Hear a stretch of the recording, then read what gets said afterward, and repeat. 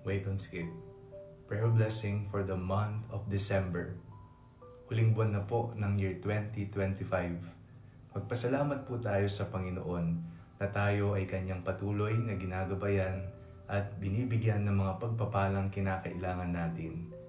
Habang tayo po ay nagdarasal, isipin po natin kung ano ang regalong nais nating matanggap ngayong Pasko. Sa ngalan ng Ama, ng Anak at ng Espiritu Santo. Amen.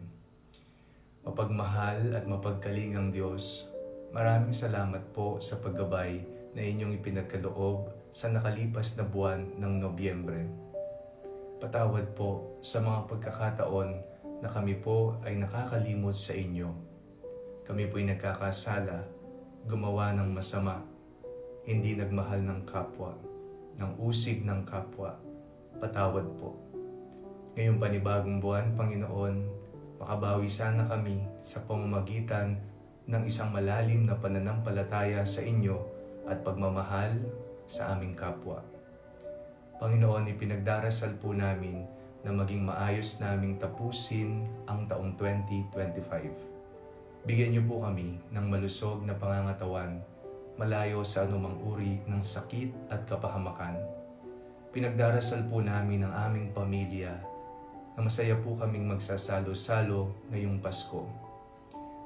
Panginoon, bigyan niyo po kami ng kapayapaan sa puso at kaisipan sa gitna ng mga panganib, pangamba at takot, sa mga pagkabalisa na aming nararanasan, sa mga problemang aming pinagdadaanan at pasan-pasan sa buhay. Panginoon, patuloy niyo pong ipadama ang pagka-Emmanuel niyo po sa amin.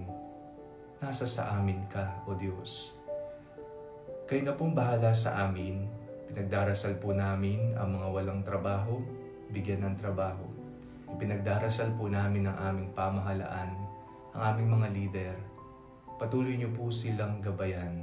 At sa mga lider na patuloy na gumagawa ng katiwalian, Panginoon, pindisyonan po ninyo sila. Liwanagan niyo po sila. Magsisi sana sila sa mga kasalanang kanilang ginawa sa taong bayan. Panginoon, ngayong Pasko, kayo po ang aming dakilang regalo. Maging regalo rin nawa kami sa iba sa pamamagitan ng aming pamumuhay.